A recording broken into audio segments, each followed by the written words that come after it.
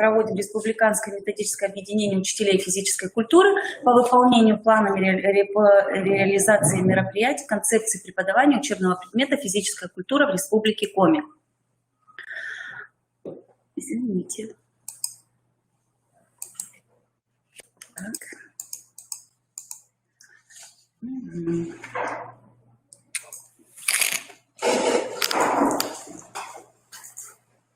Ну, в соответствии с указами, с майскими указами президента, одна из первоочередных задач, которую необходимо было решать в сфере образования, это внедрение на уровнях основного общего и среднего общего образования новых методов обучения, воспитания, образовательных технологий, обеспечивающих освоение обучающихся базовых навыков и умений, повышение их мотивации к обучению и вовлеченности в образовательный процесс.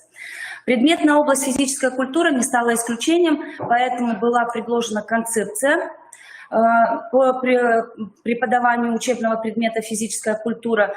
Целью концепции является создание условий для обеспечения высокого качества преподавания учебного предмета физическая культура. Давайте вспомним задачи концепции. Это модернизация содержания учебного предмета на основе взаимосвязи учебной и внеурочной деятельности, а также дополнительного образования с учетом новых методов обучения, воспитания, образовательных технологий. Совершенствование учебно-методического обеспечения, материально-технического оснащения учебного предмета, обеспечение условий для приобретения обучающимися базовых умений и навыков, способствующих повышению личных показателей физического развития, физической подготовленности, освоению широкого социального спектра универсальных компетенций, необходимых для выполнения различных видов деятельности, выходящих за рамки физкультурного образования, а также расширение базы информационных ресурсов, необходимых для реализации образовательных программ, технологического инструментария деятельности как обучающихся, так и педагогических работников. Повышение обучающихся, повышение мотивации к регулярным занятиям физической культурой и формирование навыков здорового образа жизни. Извините.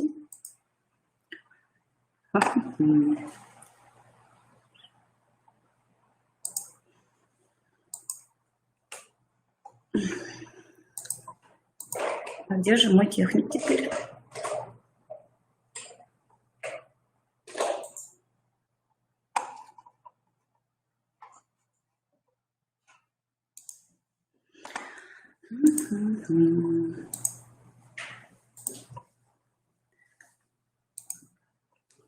Обновление содержания и технологий преподавания учебного предмета физическая культура определяется, исходя из ключевых задач на каждом уровне общего образования. На уровне дошкольного и начального общего образования следует обеспечить у обучающихся формирование познавательных интересов к занятиям физической культурой, навыков здорового образа жизни как основу физического воспитания.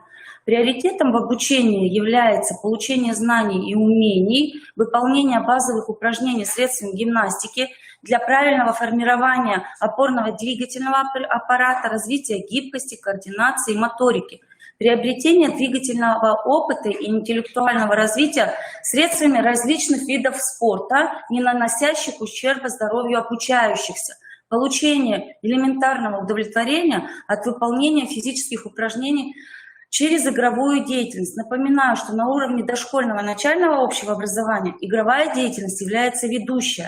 На уровне основного общего и среднего общего образования необходимо обеспечить формирование обучающихся компетенций по осознанному ведению здорового образа жизни, привычки к самостоятельным занятиям через развитие основных физических качеств и профилактики укреплению здоровья через реализацию общеобразовательных программ на основе традиционных, прикладных и вновь развивающихся видов спорта, а также современных образовательных систем. Преподавание уроков с оздоровительной, общеразвивающей, спортивно-прикладной, спортивно-практикоориентированной направленностью, участие в деятельности спортивных клубов, школьных клубов, демонстрация обучающимся полученных компетенций через выполнение тестов всероссийских спортивных соревнований, президентские состязания, президентские игры и также нормативы Всероссийского физкультурно-спортивного комплекса «Готов к труду и обороне». Освоение дополнительных общеобразовательных программ в области физической культуры и спорта, участие в соревновательной деятельности. Это все, что касаемо концепции. В связи с этим была предложена дорожная карта сотрудниками Республиканского Коминститута развития образования. Была разработана дорожная карта по реализации концепции преподавания учебного предмета физическая культура в общеобразовательных организациях Республики Коми, реализующих основные общеобразовательные программы. Данная концепция была представлена в июне 2020 года. Она обсуждалась педагогическим сообществом на форуме «Открытое образование», на портале «Открытое образование Республики Коми». 214 педагогов республики приняло участие в обсуждении данной дорожной карты. И план мероприятий состоит из 18 мероприятий, где прописаны сроки реализации и ответственные лица за реализацию концепции данных мероприятий. Итак, мы представляем вашему вниманию основные мероприятия, прописанные в дорожной карте. Это прежде всего кадровый потенциал основывается на обновлении дополнительных профессиональных программ повышения квалификации с учетом основных положений концепции. То есть с 2018 по 2021 год более 100 педагогов обучились в очной дистанционной форме на курсах повышения квалификации. Созданы базы данных лучших практик преподавателей Республики Коми учебного предмета «Физическая культура». Размещены данные практики на портале «Открытое образование Республики Коми». 16 публикаций с 2019 по 2021 год. Также проведение региональных семинаров, вебинаров, круглых столов, мастер-классов по обобщению опыта. Первое, что у нас было сделано, проведены круглые столы по реализации проекта «Самбо в школу». С 2018 года проведено 3 круглых стола. По итогам реализации 2017-2018 года был выпущен сборник методических рекомендаций по реализации данного проекта. Конференция «Современные направления физического воспитания в условиях реализации в ГОС» в 2018 году была проведена данная конференция. 4 педагога Республики Коми, 2 из города Печоры, 1 с Сысольского района и 1 педагог с города Сыктывкара представляли передовые опыты на данной конференции, педагогический опыт работы. Также были проведены вебинары использования дистанционных образовательных технологий на уроках физической культуры. В 2020 году 2 педагога города Сыктывкара представляли опыт в данных вебинарах. И формирование навыков владения баскетбольным мячом у детей дошкольного возраста был представлен педагогом детского сада номер 4 города Ухты. Участие в конкурсах, олимпиадах, соревнованиях разного уровня, как преподавателей, так и учащихся образовательных организаций. Активно принимаем участие во всероссийских олимпиадах школьных, муниципального и регионального уровня. Волжский по компетенции педагогическое образование, физкультурное образование и Обилимпикс в этом году наши учащиеся образовательных школ принимали участие. Это соревнования среди лиц с ограниченными возможностями здоровья. Практика имеется, довольно-таки неплохие показывают дети результаты. И психолого-педагогическое сопровождение молодых специалистов.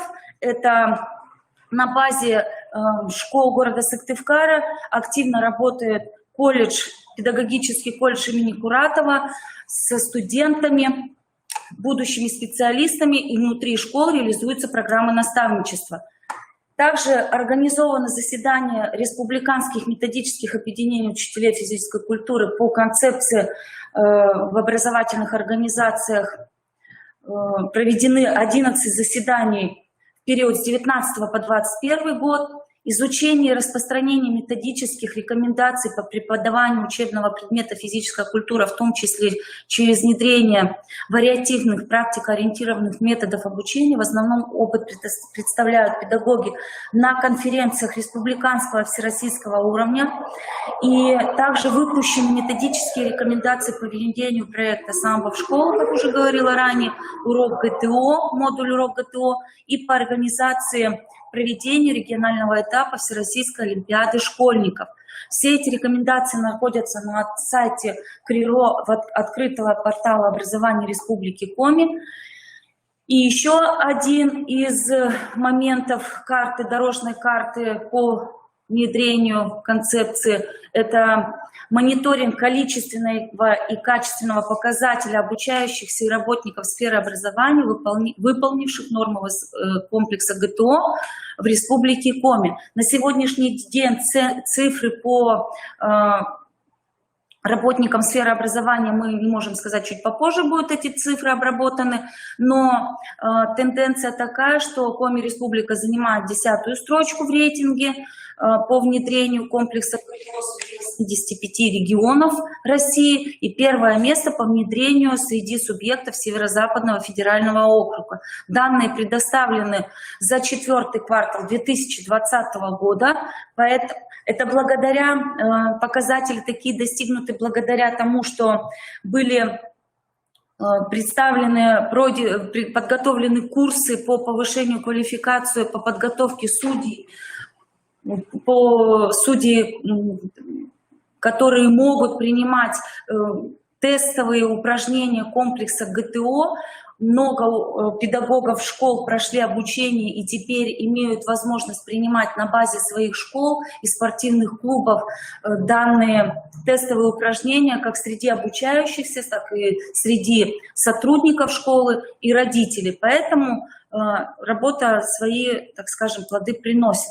Ну что, вот таким образом на сегодняшний день происходит работа по внедрению концепции преподавания физической культуры и спорта. Спасибо всем за внимание. Приглашаем вас к сотрудничеству, участию в вебинарах и мастер-классах.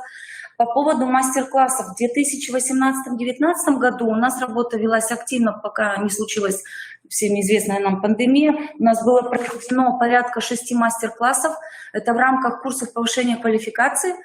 И просто по обмену опытом преподаватели города Сыктывкара, чаще города Сыктывкара представляют свой опыт, делятся, и опыт представлен на сайте КРИРО. Поэтому приглашаем вас принимать участие, приглашаем на курсы повышения квалификации. На сегодня у нас преподаватели, мои коллеги, делятся опытом по внедрению, по реализации в ГОС на уроках физической культуры. Это учителя 12-й школы Андрей Николаевич Емельянов. Приглашаю вас.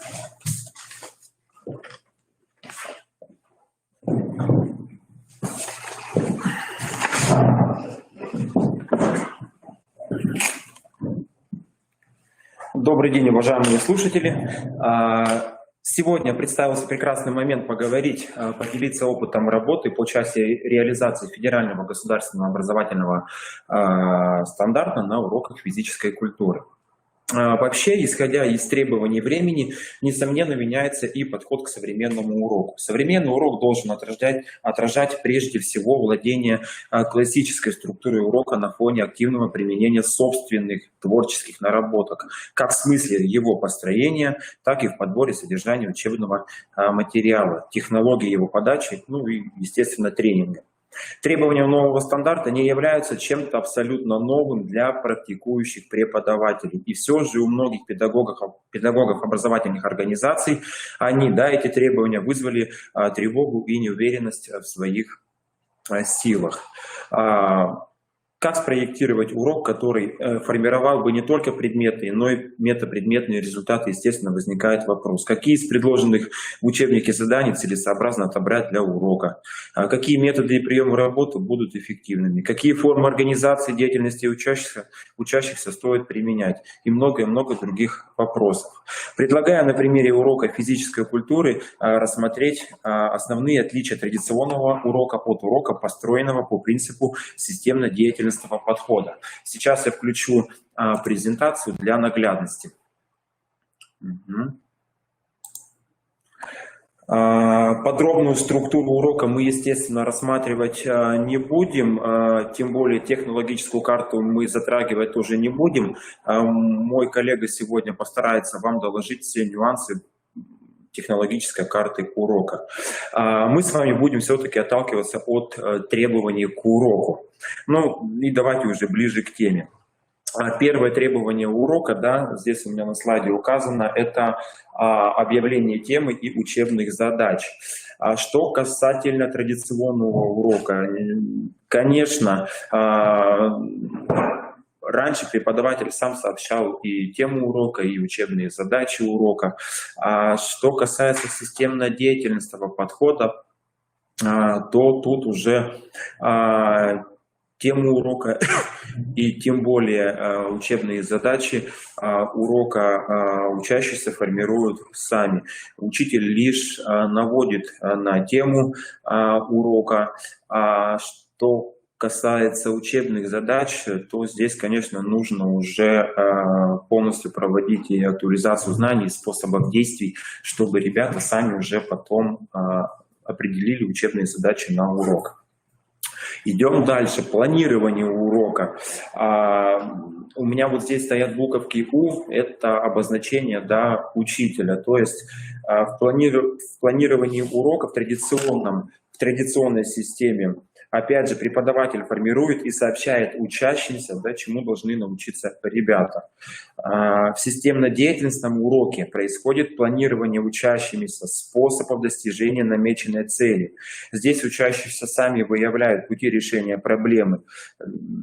Либо это имитационная работа, либо это работа по образцу, количество повторений, кто как оценивает, работа лидера и так далее. Это пока просто планирование. Дальше, следующее требование – практическая деятельность на уроке. Наиболее такое серьезное требование. В традиционном уроке, естественно, практическая деятельность учащихся, она осуществляется под руководством преподавателя. Учащиеся выполняют ряд практических задач непосредственно уже под руководством преподавателя. И чаще, как у меня здесь уже указано, она проводится в фронтальном таком методе, да, когда учащиеся располагаются по всему залу, лицом преподавателю и выполняют ряд указанных команд. Что касается системно-деятельного подхода, то здесь уже учащиеся осуществляют учебные действия по намеченному плану, которым я уже вам говорил. Чаще здесь применяется групповой либо малогрупповой метод, индивидуальный метод. И как раз таки уже здесь ребята проводят и ту имитацию, которая необходима, и работают по образцу. Образцом, кстати, может быть как преподаватель, наиболее подготовленный ученик, видеофрагменты и так далее. Следующее требование к уроку – осуществление контроля. Сейчас я слайд перелистну. Осуществление контроля. В традиционном уроке, естественно, контроль у нас осуществлял учитель. На уроке по требованиям федерального государственного образовательного стандарта учащиеся сами уже осуществляют контроль. Либо здесь это взаимоконтроль, самоконтроль, взаимоанализ, самоанализ и так далее. Следующее требование – осуществление коррекции. Что значит осуществление коррекции? Да, это исправление неточности, которые у нас присутствуют при выполнении того или иного упражнения. В традиционном уроке, опять же, коррекцию у нас выполнял полностью учитель. В уроке по требованиям ФГОС учащиеся формулируют затруднения сами и осуществляют коррекцию либо самого себя, либо партнеров, либо вообще полностью группы учащихся. Ну и шестое требование – это оценивание учащихся. В традиционном уроке, естественно, оценивание проводил учитель, да, смотрит на упражнение, оценивает, выставляет отметку. На уроке по требованиям ФГОС учащиеся дают оценку деятельности по ее результатам. Здесь оценка может, ну, конечно, учащихся она словесная оценка, да, хорошо выполнил, нехорошо выполнил, отлично, не отлично и так далее. Переходим дальше к следующему требованию, это итоги урока. В традиционном уроке, естественно, итоги урока у нас подводит сам учитель. Что получилось, не получилось, какие рекомендации дает, какие упражнения необходимо скорректировать и так далее. Что касательно урока по требованиям ФГОС, сейчас проводится рефлексия. Да, что такое рефлексия? Это уже учащиеся сами здесь высказываются по поводу упражнений. Ну, пример приведу. Какие упражнения, да, были на уроке самыми легкими, какие самыми сложными, что понравилось, что не понравилось, где бы, по их мнению, необходимо улучшить и так далее. Само упражнение, ну и в том русле уже они работают. Заключительные требования к уроку – это домашнее задание. Если в традиционном уроке учитель дал задание, как это обычно бывает, одно на всех, то в уроке по требованиям ФГОС желательно, чтобы это задание уже было таким, чтобы у ребят был выбор определенного задания. Либо это выполнение каких-то письменных заданий, либо это выполнение физических упражнений. Все зависит уже от преподавателя.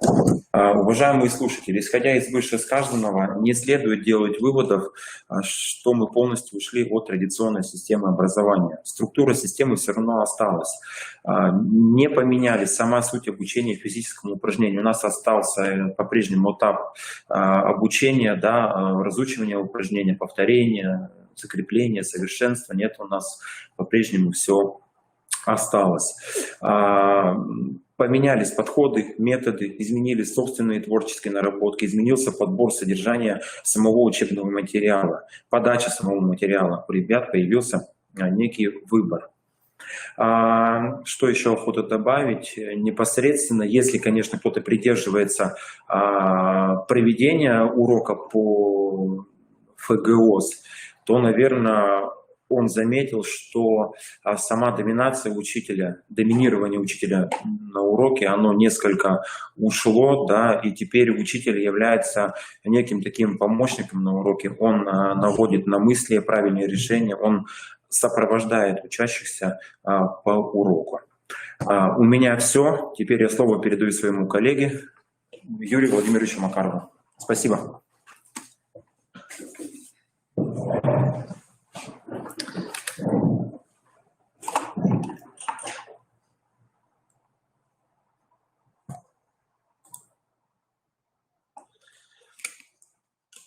Добрый день, уважаемые коллеги. Вашему вниманию хочу представить технологическую карту урока, описание ее, разновидности и структуру технологической карты.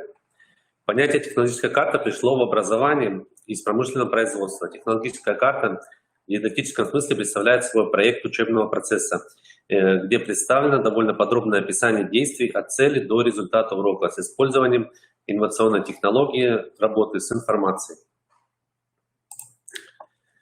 Технологическая карта – это новый вид методической разработки, обеспечивающий эффективное и качественное преподавание учебных курсов в школе и возможность достижения планируемых результатов, освоения основных образовательных программ в соответствии с ФГОС. Технологическая карта предназначена для проектирования учебного процесса, который можно планировать как на одном уроке, так и в разделе, на теме и при изучении всего курса. Структура технологической карты в современной школе имеет несколько модификаций. Несмотря на то, что в общем значении понятия технологическая карта есть элемент стандартизации, в педагогике это понятие более гибкое. Нет единообразной формы технологической карты. Поэтому педагоги вправе самостоятельно изменять и дополнять разделы технологической карты. Эту методику многие педагоги еще не использовали. И поэтому у них возникает много вопросов по созданию и заполнению технологической карты. Освоив написание технологической карты, педагоги смогут сделать рефлексию проведенных уроков, внести изменения в свои рабочие программы, учитывая свой опыт и навыки, а также уровень подготовки класса. Сейчас мы рассмотрим разделы, которые включают технологическая карта урока. Значит, по разделам. Первый раздел включает технологическая карта «Общие сведения», где прописывается номер урока, учитель, проводящий класс, предмет, авторы учебно-методического комплекса, тема урока и дата проведения урока. Во втором разделе прописываются задачи и планируемые результаты. Задачи у нас подразделяются на общеобразовательные, воспитательные и развивающие задачи. Несколько примеров представлены на слайде. Зачитывать не буду. Можете ознакомиться позже. Также воспитательные задачи и развивающие задачи. Во втором разделе для описания результатов используют формулировку. После проведения урока учащиеся смогут. Значит, у нас подразделяются планируемые результаты на предметные, личностные и метапредметные результаты. К предметным результатам мы относим следующее. Учащиеся смогут использовать термины, смогут понимать различия между употреблением терминов, смогут описывать то или иное упражнение, смогут выбирать способ представления данных в зависимости от поставленной задачи и так далее. Личностные результаты. Личностным результатам можно отнести следующее. Учащиеся смогут более ответственно относиться к учебе, будут готовы к самообразованию на основе мотивации к обучению и познанию, будут более осознанно относиться к собственным поступкам, смогут продемонстрировать коммуникативные компетентности в процессе образовательной, учебно-исследовательской, творческой и других видов деятельности. И метапредметные результаты. Здесь учащиеся смогут самостоятельно определять цели своего обучения, смогут ставить и формулировать для себя новые задачи в учебе и познавательной деятельности, овладеют основами самоконтроля, овладеют основами самооценки, смогут определять понятия, смогут создавать обобщения, смогут устанавливать аналогии, приобретут умение классифицировать, смогут строить логические рассуждения, умозаключения и делать выводы. Следующий раздел технологической карты – это формы связи и ресурсы. Этот раздел включает в себя межпредметные связи, формы деятельности, формы обучения и ресурсы. Что касается межпредметных связей, здесь идет связь с другими предметами школьного обучения, будь то биология, например, область Ж или информатика и другие предметы. Формы деятельности. Формы деятельности включают в себя фронтальную, индивидуальную, парную, групповую. Формы обучения. Формы обучения могут включать в себя исследования, семинар, интеллектуальную игру, деловую игру, ролевую игру также. Ресурсы. К основным ресурсам и дополнительным ресурсам можно отнести учебно-методический комплекс, учебник по физической культуре, рабочий тетрадь, также медиапроектор, плакат, презентацию по теме и другие виды ресурсов. Следующий раздел – тип и цель урока. Типы урока классифицируются по дидактическим целям. Они могут быть комбинированным уроком, урок совершенствования знаний, умений, навыков, урок изучения нового материала, урок контроля, урок обобщающего повторения. Классификация уроков по этапам формирования навыка подразделяется на вводный урок, тренировочный урок, коррекционный урок, итоговый урок. Классификация уроков по используемым приемам активизации познавательного интереса и познавательной деятельности включает в себя урок практикум, урок лекция, урок зачет, урок игра, урок конференция. Классификация уроков по способу организации общения участников учебно-воспитательного процесса включает в себя урок организации работы в динамических парах или парах сменного состава, урок организации в статических парах или парах постоянного состава, урок работы в малых группах и урок коллективного способа обучения. Следующее у нас классификация уроков по приоритетно используемым методам обучения. Это информирующий урок, проблемный урок, исследовательский урок, лингвистический урок. Следующая классификация уроков по типу межпредметной связи. Может быть интегрированный урок, клубный урок, медиаурок.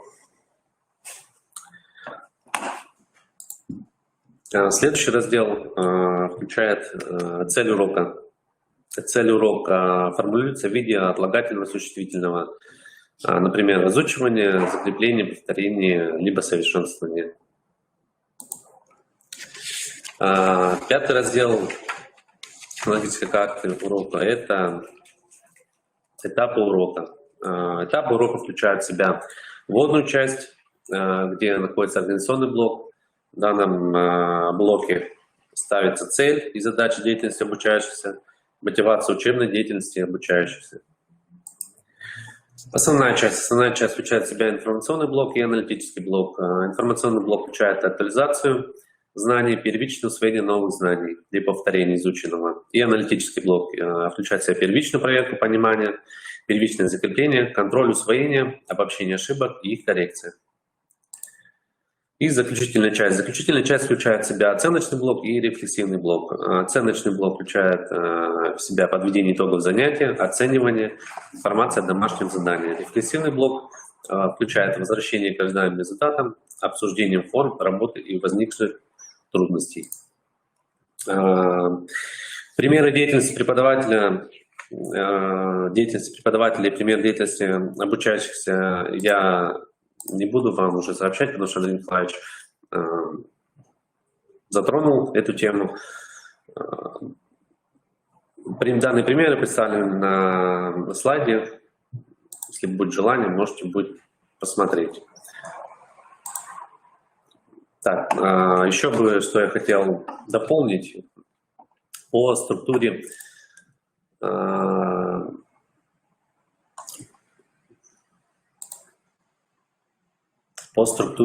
технологических карт урока. Существует 7 разновидностей структуры технологической карты урока. Здесь на экране представлена форма заполнения технологической карты урока, о чем мы сейчас с вами разговаривали. По структуре подразделяется технологическая карта на структуру урока усвоения новых знаний. Если смотреть по этапам, здесь 8 этапов прописаны. Организационный этап, первый, второй — постановка целей и задач урока, мотивация учебной деятельности учащихся. Третий этап — актуализация знаний. Четвертый — первичное усвоение новых знаний. Пятый — первичная проверка понимания. Шестой — первичное закрепление. Седьмой этап — информация о домашних заданиях, инструктаж по его выполнению. И восьмой — рефлексия, подведение итогов занятия. Вторая структура урока — это урок комплексного применения знаний и умений, так называемый урок закрепления. Здесь первый, второй этап. Первый этап повторяется, также включает в себя организационный этап. Второй — проверка домашнего задания, воспроизведение, коррекция опорных знаний учащихся, актуализация знаний. Третий этап — постановка целей и задач урока, мотивация к учебной деятельности. Четвертый этап — первичное закрепление.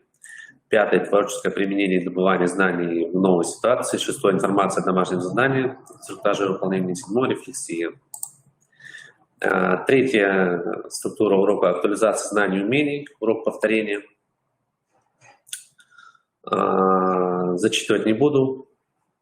Этапы урока представлены на экране. Четвертая структура урока — это систематизация и обобщение знаний. Также с этапами урока можете ознакомиться на экране. Пятая структура урока — контроля знаний и умений. Шестая структура урока — коррекция знаний, умений и навыков. Также включает 5 этапов урока. И седьмая структура комбинированного урока. Здесь представлено 9 этапов урока.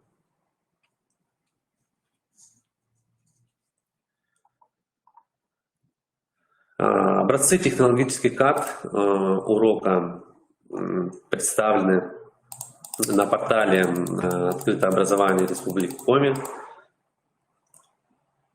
В папке «Методическая копилка» Татьяна Игоревна загрузила несколько вариантов технологических карт. Все. Всем спасибо за внимание.